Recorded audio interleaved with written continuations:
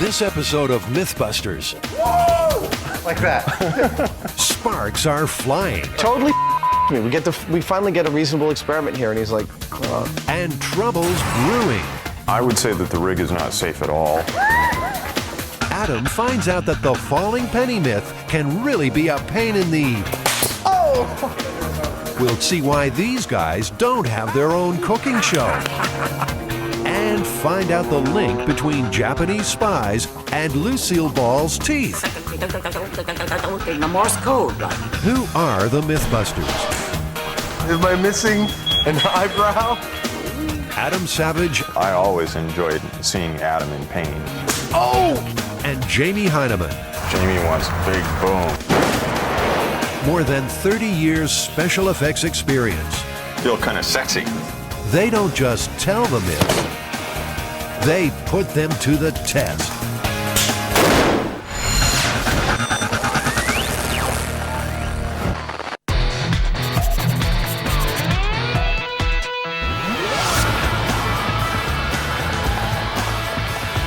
This myth originated in the Big Apple, atop an architectural icon, the Empire State Building. The myth is that if you throw a penny off of a building this height, that it'll either get going so fast that it'll embed itself in the concrete at the base of the building, or it'll hit somebody in the head and kill them. Lydia Ruth has worked here for 18 years. She's heard the penny myth many times. I know one gentleman who worked in the lobby, was with the building from late 1930s, right after the building opened, and he had heard it. So I think it's just one of those myths that belongs to the Empire State Building. Tossing a coin off the Empire State is not as easy as it sounds. Tall buildings like this can generate their own unique weather conditions. Some updrafts can reach cyclonic speeds.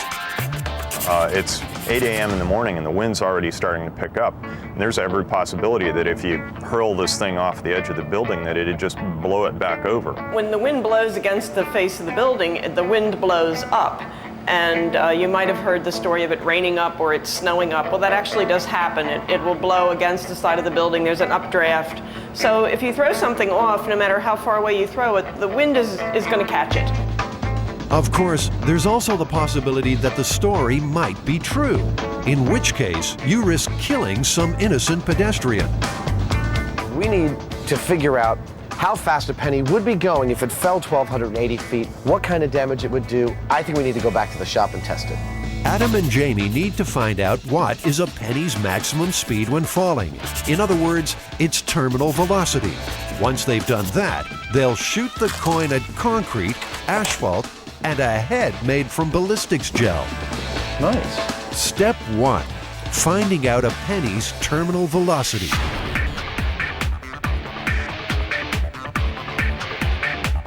Now, we know a person's terminal velocity is about 120 miles per hour.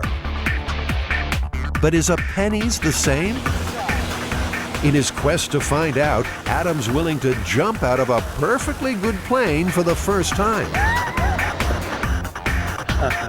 As he plummets, he releases handfuls of pennies.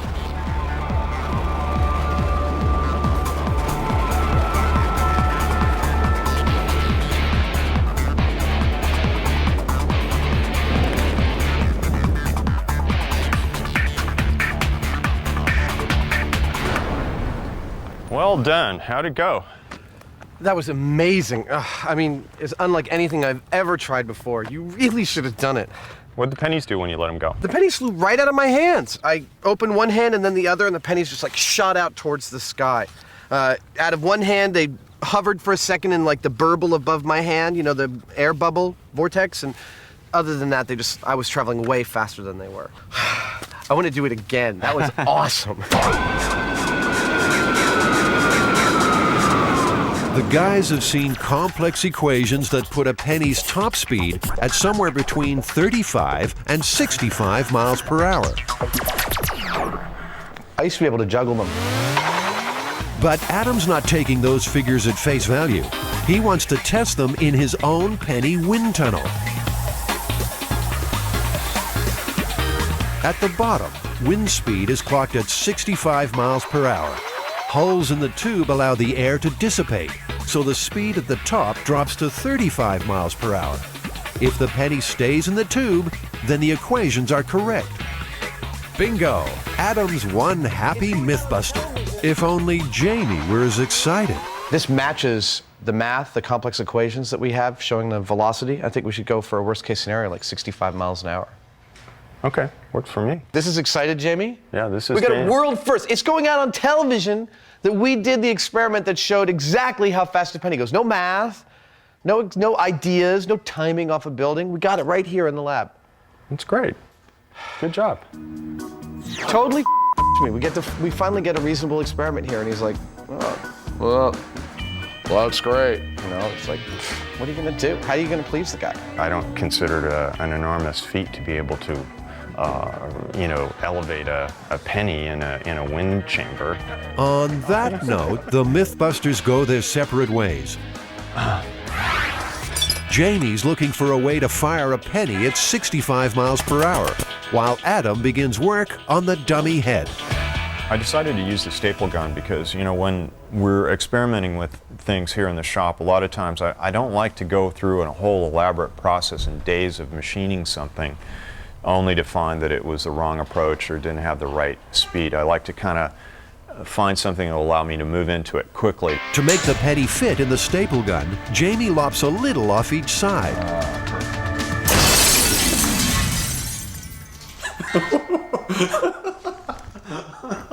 Whoops. We should get out of here. That's mercury vapor there. Okay. Well, the good news is it works. I guess I should look up before I shoot those things. Well, that worked. Next, Jamie has to measure how fast the penny is going. We've taken a staple gun, like what you would have in a normal wood shop. We put it in front of a chart that we can track the speed of the penny with. We've got a concrete block and a high-speed camera. So we've modified this staple gun to accept the penny. We're firing it and tracking it, recording how fast it goes based on this information. It's time to see if Jamie's penny can achieve terminal velocity. Okay, firing. The modified staple gun blasts the coin from 3 feet at the concrete block. Look, you can see the penny imprint. The penny traveled the 3 feet in 16/500ths of a second. The rig has shown that we can fire this penny at about 65 miles an hour, which is at the upper level of what studies have shown that the terminal velocity of a penny would be. Jamie's strong points are that he'll try a solution that seems ridiculous, chewing gum and nails to do something, and it will seem really inelegant, but he'll have grasped by trying that a central thing about the mechanics of what he's doing. And his solution, therefore, it won't be too clever. It'll be very unadorned, very simple, but it'll work. But the staple gun's not perfect. It has to fire a whole penny. Obviously, it was really easy to nip the corners off of this penny to make it fit in the gun, and it's not that much different in mass than what a real penny is. So I'm pretty sure, based on that if I widen the channel or the throat of this staple gun, that I should be able to make it fire a full-size penny just as well and with the same kind of speed.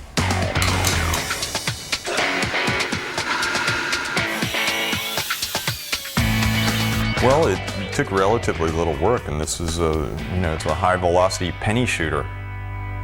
Terminal velocity gun right here. Meanwhile, Adam's mood has changed dramatically. Screw. No, that's total wash.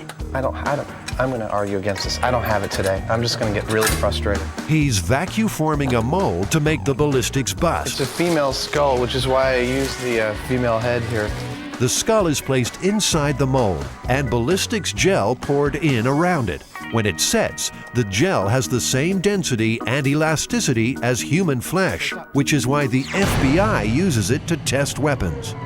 Screw. The mold has sprung a leak.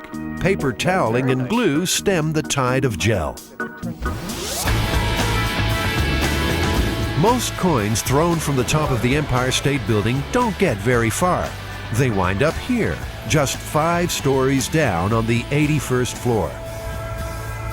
It proves one thing, though. A lot of people have heard the penny myth. So it would seem that even though the myth is prevalent, people are pretty cavalier about testing it. Yeah, they do it all the time, and it scares me because if they really thought that their penny was going to kill somebody, what are they thinking? And it seems penny-related myths have always had plenty of currency. Pennies have long been associated with luck. In this case, really bad luck, but normally very good luck. If you find a penny, pick it up, and all day you'll have good luck. If you pass up a penny, you'll lose $1. If you find a penny that's heads up, it's particularly good luck, and you should carry it with you as a charm. A bride should always have a penny in her shoe, and following the wedding, she should take that penny and get it made into a piece of jewelry, a pendant or a bracelet or something like that. Back in the workshop, Jamie's showing off his penny gun.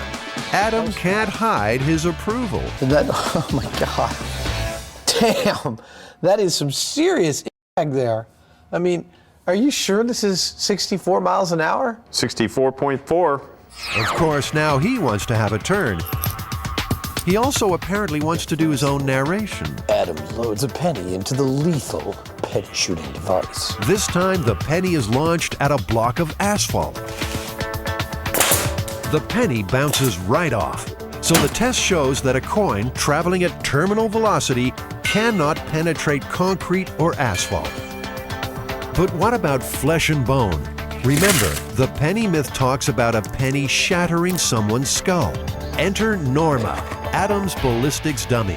Norma's cranium will take the full brunt of a penny traveling at terminal velocity. Lights. Perfect hit. Lights off. Yep. The penny broke through the thin layer of ballistics gel, but the skull is intact. So, you ready to put that to the ultimate test? We've tried it on all the other stuff we've got. Want to try and catch it in your hand? The penny is leaving an imprint in the concrete when it hits, so, you know, I'm a little hesitant about catching it, actually. The MythBusters are about to find out what happens when a penny traveling at 64 miles per hour hits skin. I'll do it. Okay. But you got to do it too, otherwise, you know, you're like a wuss. Okay, you first. Okay. Still a wuss. I'll kick your ass. Penny for your thoughts right about now, Adam. I'm scared. Okay. 3, 2, 1. Ow! That didn't actually hurt that much. We can try again. Okay. Looks pretty good. Are we ready? Ready, Adam? When you are. Okay, 3, 2. You hit me in the same exact place. It didn't hurt that much before, but now it really hurts. Oh, you baby. It looks like it's swelling. Yeah.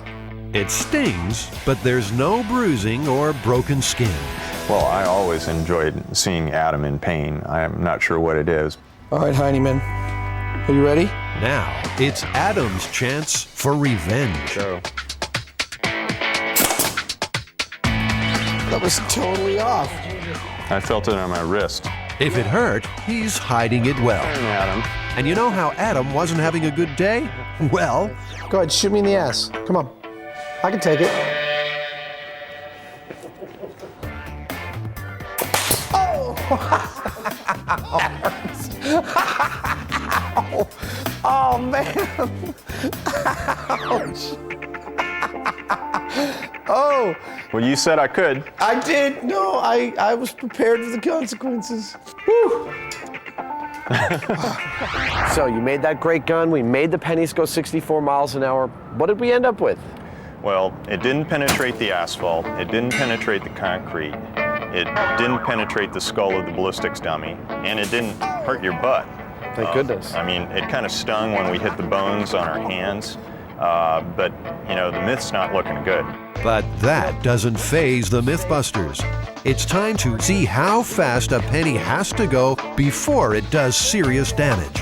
Anytime we get to play around with explosives and gunpowder and, you know, cool weapons and things like that, here at MythBusters, we're happy campers.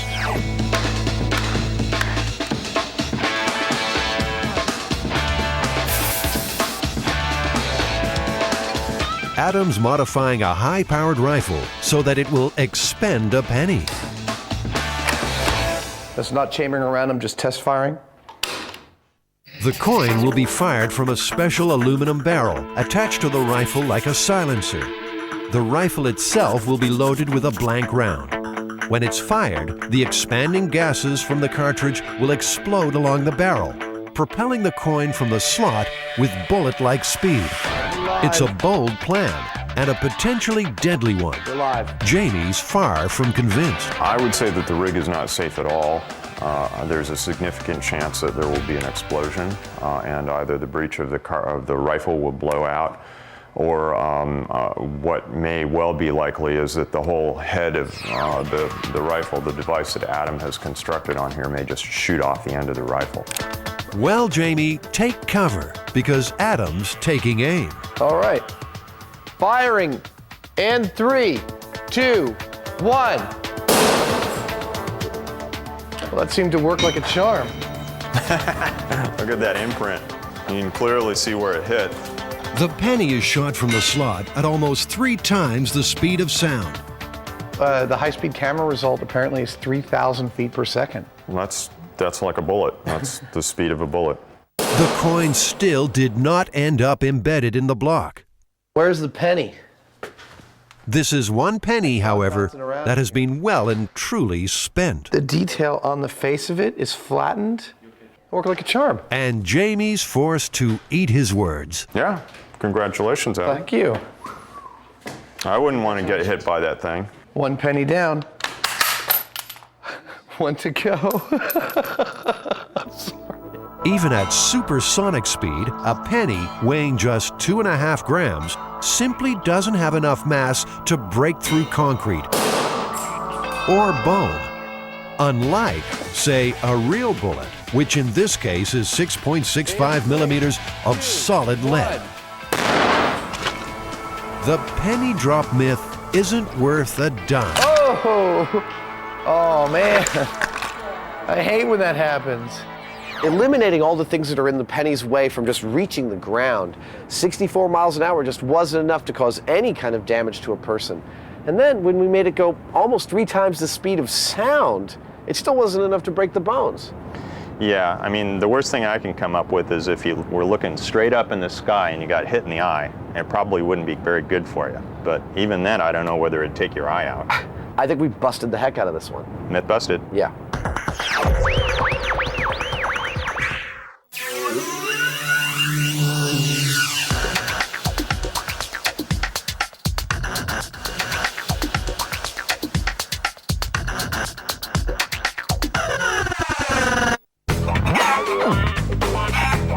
That's really disgusting. What sort of foul play is this? Chickens soaking up the rays on a tanning bed? What urban myth could be solved in such a paltry fashion? The humble microwave oven. Is it a handy cooking device? Or mysterious machine with dark and frightening powers? Microwaves just seem to be magnets for urban legends. So we're going to put some of the main ones to the test. Whoa! You are the man.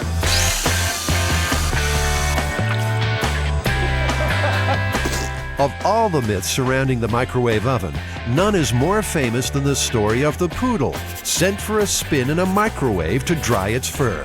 The result? One hot dog. Well, meet Jazzy, a 2-year-old show poodle.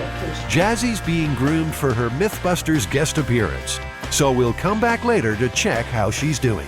Meanwhile, it's time to turn up the heat on microwave myth number 1. 30 million Americans tan indoors at salons like this. And in recent years, one microwave myth has caught on and spread like good quality tanning lotion. Have you actually heard the myth of the tanning bed cooking the insides of the bride-to-be? Oh, yes. There's a woman who's getting ready for a special occasion, and she decides she'll look fabulous in her dress if she's very tan. So she goes to a tanning salon, and she's very annoyed that they have this half-hour daily limit on tanning. So she goes there, and then she goes to several other places, and basically is tanning for hours a day. After a few days of this, her husband says, "Honey, you smell kind of funny." So she showers, you still smell kind of funny. So she goes to the doctor, and the doctor does numerous tests, upon which he finds that she's microwaved her internal organs and only has 2 weeks to live. Rick Mattoon is director of the National Tanning Training Institute. How many different versions of the story have you heard over the years? We have a tendency of getting a different version about every month for about the past 4 years that I've been involved in the indoor tanning industry. Do you keep an archive of all the stories that you've gotten? I do, and it's very interesting. It's picked up typically anywhere, or grows anywhere from the local level to a national level. And bottom line is, it always has a tendency to go back to the microwaving theory or story. Can a tanning bed act like a microwave oven? Will overexposure result in a baked bladder as well as a golden glow? How are Adam and Jamie going to test this myth? The simplest way would be to strip off and submit to the simulated sunlight. But they don't look like the tanning types. No, I think it's really quite obvious that I don't tan. Not at all. Which is why I've got to wear these glasses in the sun. So that explains why these chickens have been plucked from the local deli. They'll give the birds 4 straight sessions on the bed and see whether or not the result is lunch. This is right up there with one of the weirder things that we've had to do. Trying to put a dead chicken in a tanning booth? Hello?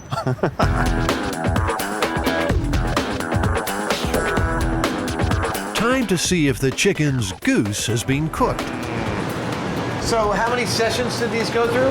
4 sessions, a total of 48 minutes on the tanning lights. So if I'd been in here, I'd be pretty badly burned by now. You would have a severe sunburn at this point. But would your gizzards be goners? Not at all. Pink and perfect. Not cooked on the inside at all. Basically, there's no difference between overstaying your welcome on a tanning bed and spending too long in the sun. Now, this story has been told and retold so many times, it's a very popular narrative.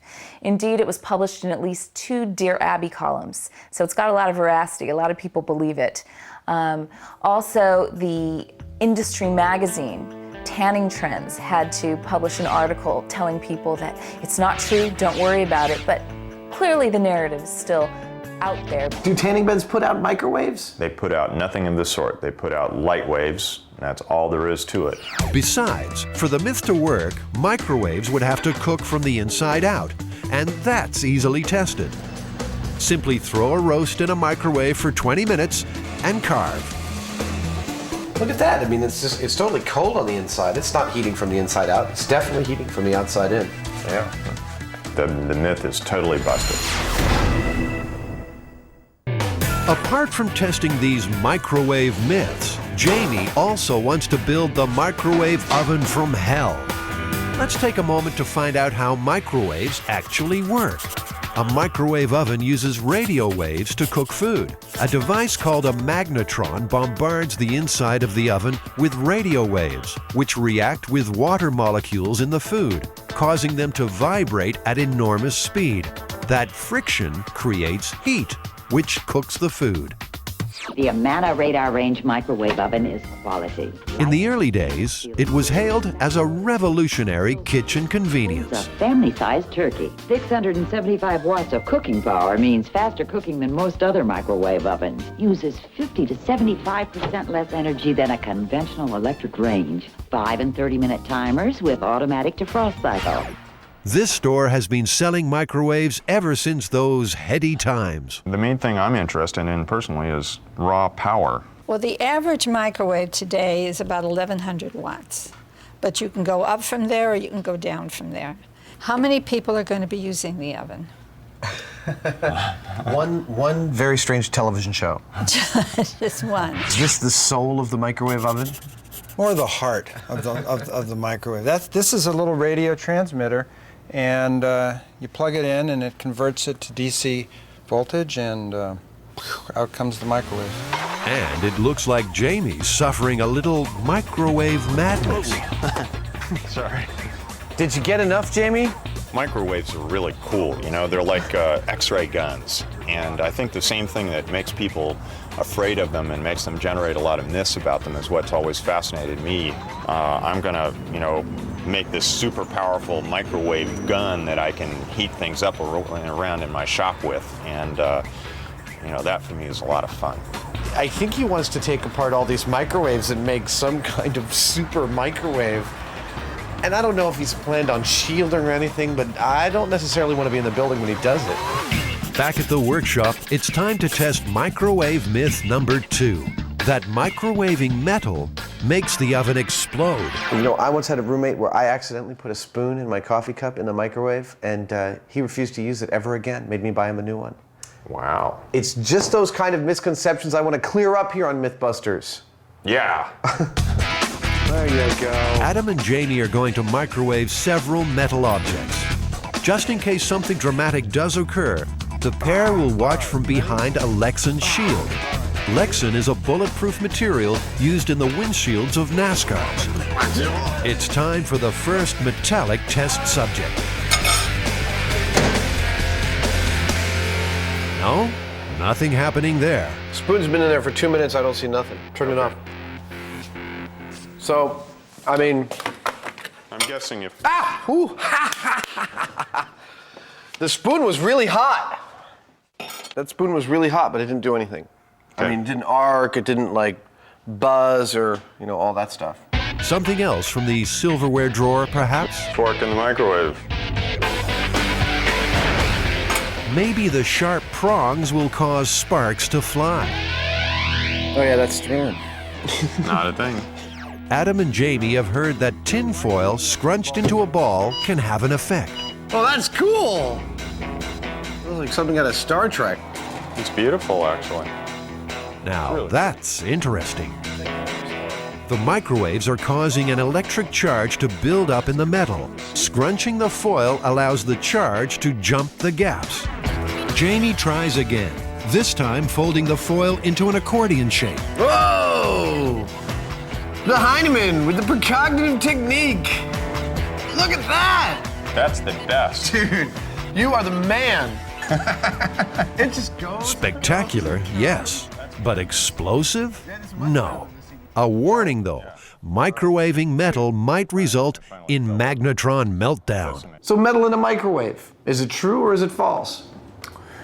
Well, that's false with provisions. Only in the case of an object that is made out of metal that is contacting the sides, you can create some arcing there that would feed back into the magnetron and reduce its lifespan. That's 2 myths done and busted. Meanwhile, what's Jamie up to? Does he have a screw loose? Jamie's harvested the magnetrons from 4 microwaves. Looks like he's serious about building that super microwave machine. Scary stuff. Microwave oven. So we know metal won't turn your microwave into a bomb. It's time now for Adam and Jamie to investigate a microwave myth that is potentially lethal. If you overheat water in a microwave, you may take the cup out of the bowl and then the water is going to explode in your face, injuring you or burning you in some horrific way. We're gonna time how long it takes to bubble. After a little research, Adam and Jamie know that the only way water could explode is if it's being superheated, that is, heated beyond boiling point, without actually boiling. Tap water always boils because it has impurities. Distilled water has no impurities. That means no boiling. Yeah, the smaller experiments, you know, they look a lot simpler because they're tabletop, you know, we have small amount of variables, and really invariably they turn out to be the most complex and difficult ones to get a real result from. They put 2 cups of water in the microwave, 1 distilled, 1 tap. When the tap water boils, they'll know that the distilled water has become superheated. Just dropping in a sugar cube should make the boiling process happen instantly and violently.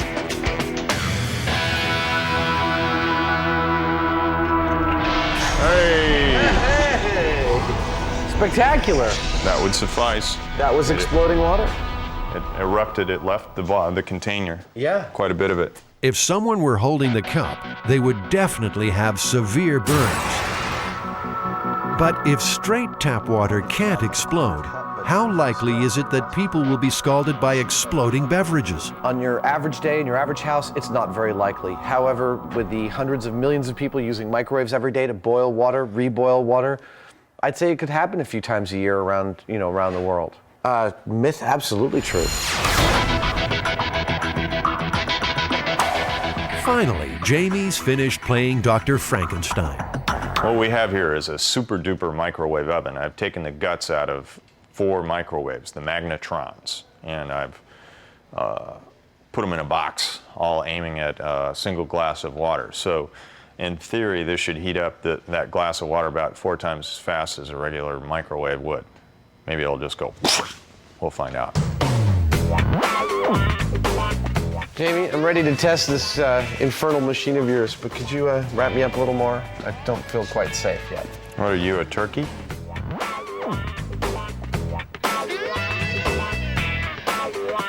I wouldn't say Jamie's an evil genius. I know, this could be a wonderful mousetrap. I'm not sure he's evil, and I'm not sure he's a genius, but We're ready for a mega microwave test firing. What, about 30 seconds? Jamie flicks the switch. The room's filled with an angry buzz. How come my watch has stopped? I'm gonna give it. What on earth is happening behind those metal walls? let's put the temperature probe in.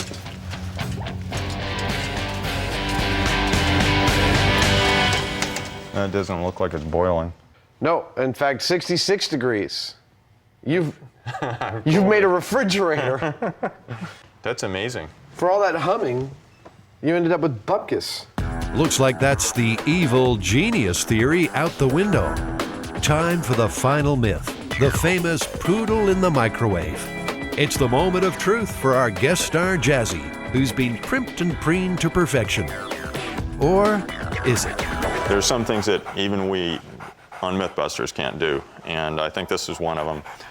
There's just no way that we could put a poodle in a microwave. It might dry her hair, but it'd kill the dog. Fortunately for the viewers, this one's just going to have to remain a legend.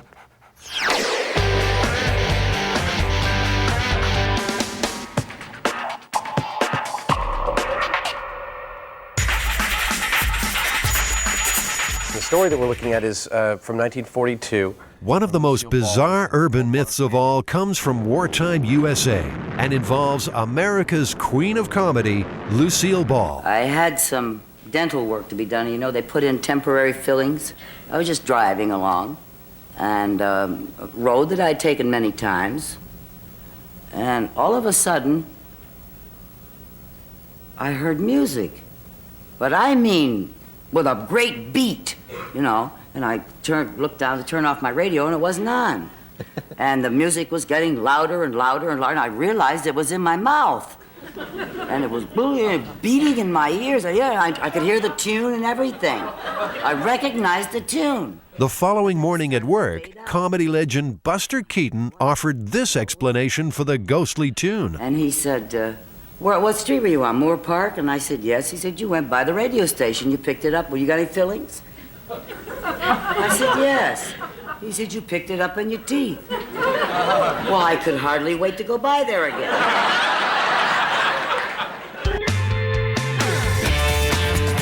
Here's a challenge Adam and Jamie can really get their teeth into. Is it possible to receive radio transmissions through the fillings in your mouth? We need to get a skull. 2 of the skull's teeth will be given different fillings. One gold, the other amalgam. Also, obviously have to have some sort of a radio transmitter.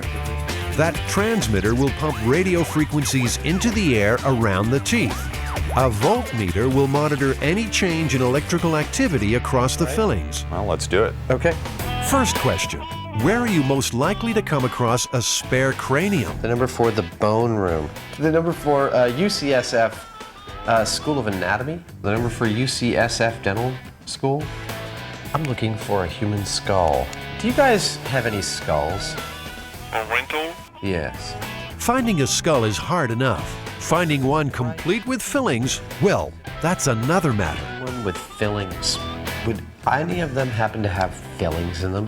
So you don't have any with fillings right now? There's a dental chair. Eventually, Adam tracks down a skull.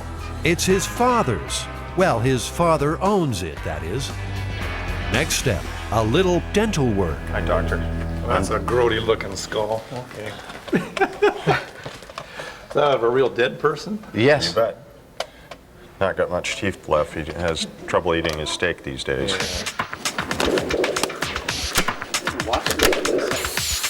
This guy have a name? He's a very dried out teeth. Smells the same as it usually does. Yeah. I have 7,000 patients. I'm a practicing dentist. Never in my career of being a practitioner for 30 years had anybody complain to me they were picking up sounds or signals from their fillings.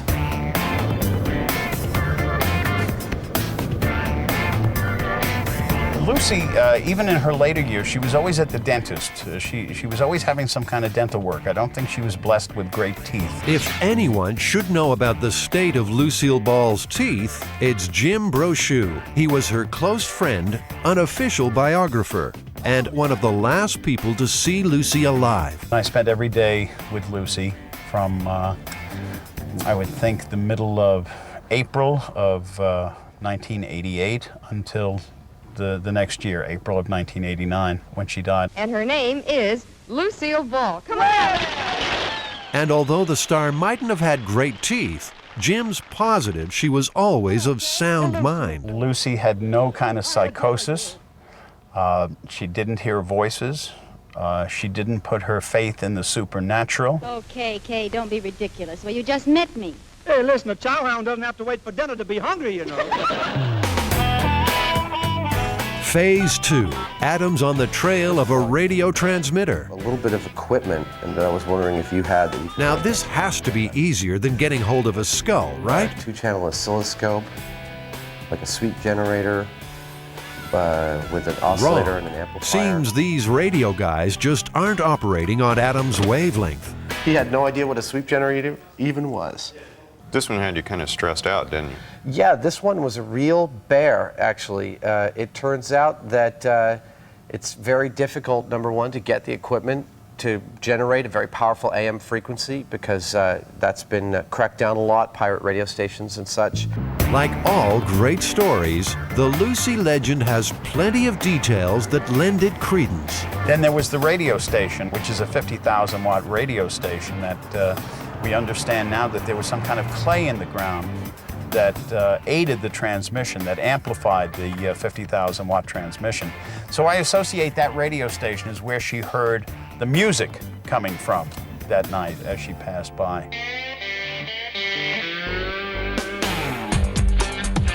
Things might be looking up for Adam in his hunt for that elusive radio gear. The Foothill Swap Meet is a Bay Area institution. Its stalls are a paradise for electronics enthusiasts. If he can't find what he needs here, he never will.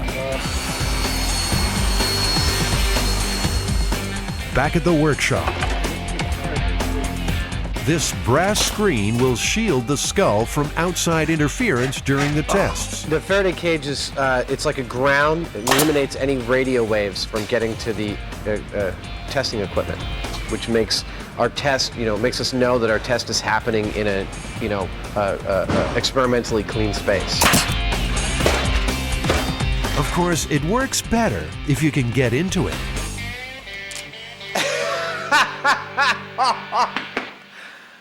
I locked the door from the inside. All right. There's my Faraday cage. Let's see. No signal on the cell phone. No signal at all. One theory is that if Lucy's fillings were made from different metals, then they might just have acted as what's known as a point contact diode. Point contact diode is the basis of the earliest radio crystal sets. In fact, in World War II, soldiers in foxholes built what's called a foxhole radio, which we have a crude model of here, in which our point contact diode is simply a razor blade and a pencil lead. Two different metals combining to capture a radio frequency. I hear a buzz. A pencil and a razor blade and some coiled, some common household objects. It seems unlikely that we could actually hear a radio signal from that, but we can. Yeah, well, right now we're hearing a buzz. Yeah, we're pulling something out of the air. Did Lucille Ball's fillings fleetingly become a primitive radio, picking up a signal and broadcasting it into her head? Tune and everything. I recognized the tune. One tooth already has an amalgam filling. We need another metal. And Adam and Jamie are going for gold. That is real gold foil.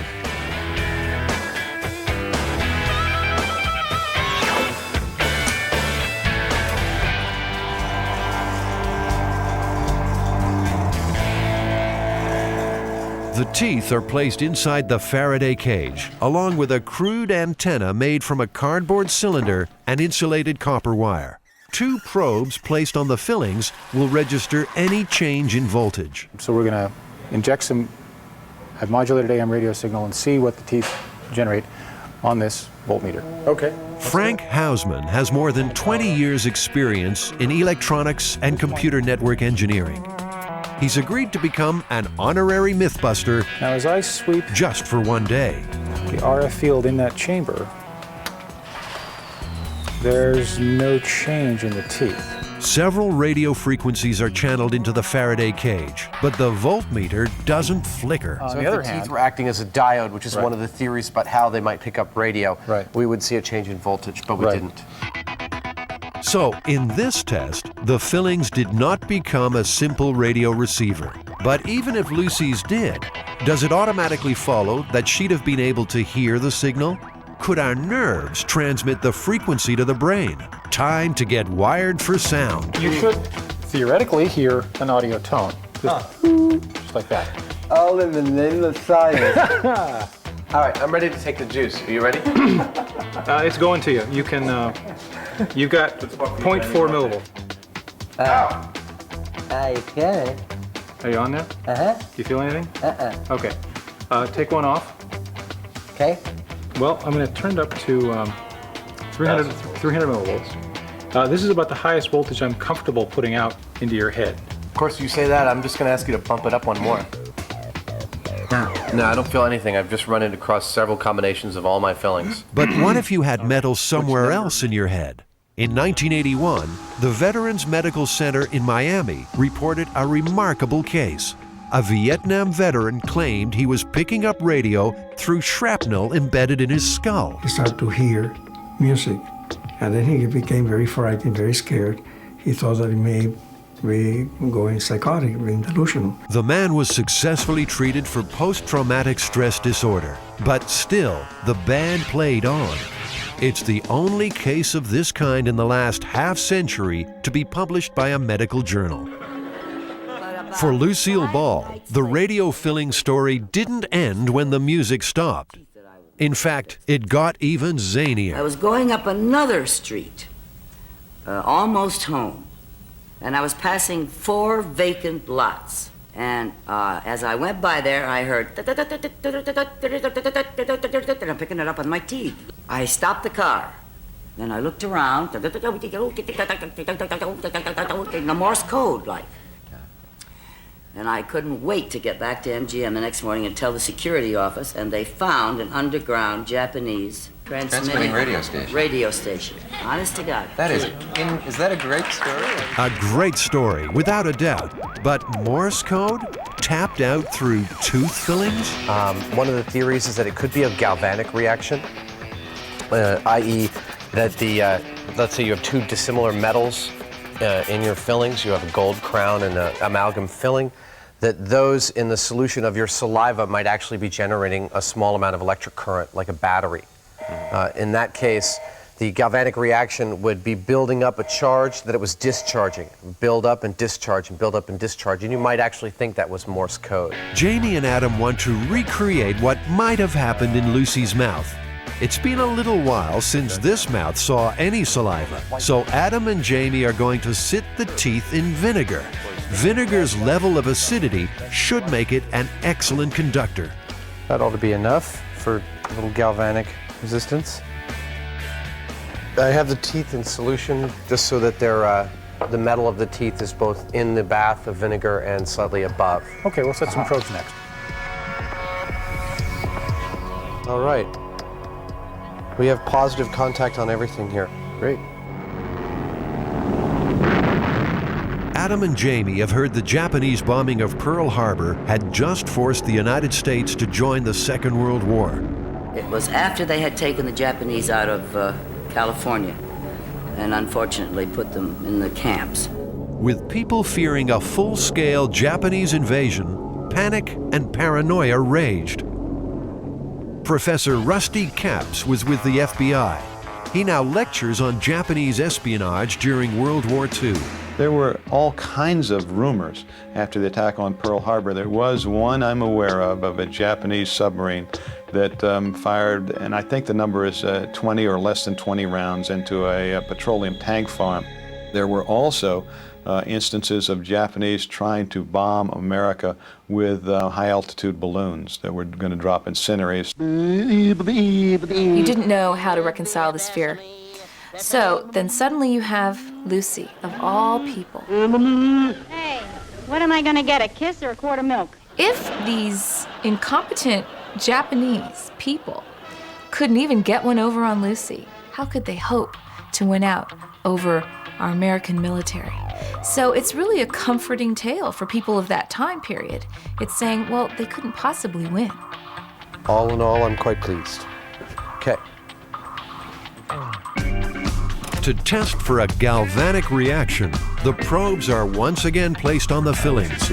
But now we're seeing 7 millivolts. Okay, let's see. And if you lift the probe off, Lifting. it should go to 0. And there it is. The fillings, reacting with the acid in the vinegar, are generating their own tiny current. This voltage would probably be similar to what would be if someone had a meal and their pH of their mouth was around this vinegar around 4.5, 5. Right. That's that right. This might exist in their mouth. That's right.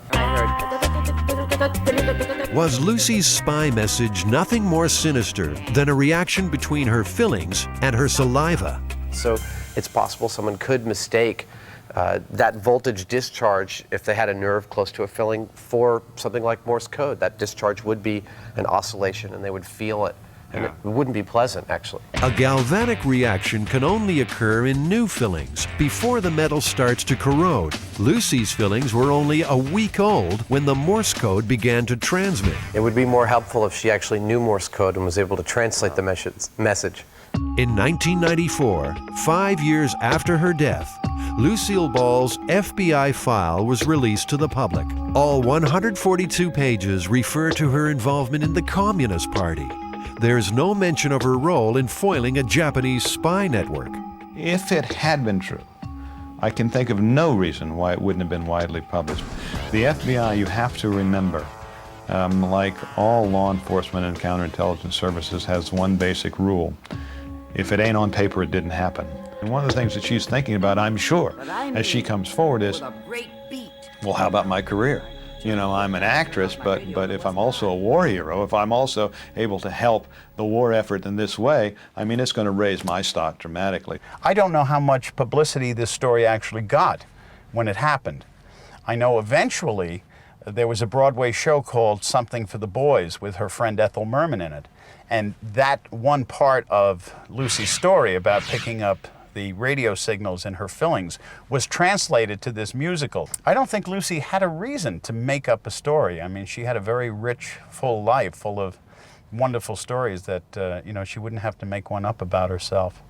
Adam, is the myth true or false? I think definitively we've shown that 2 different types of fillings do not act as a rudimentary radio crystal, and that there is some potential voltage or battery action occurring if you've eaten a lot of acidic food and you do have different types of metals in your mouth. It's busted. Okay, we'll call it busted. All right. Thank you, Lucy, for Pleasure. talking about I yourself. love it.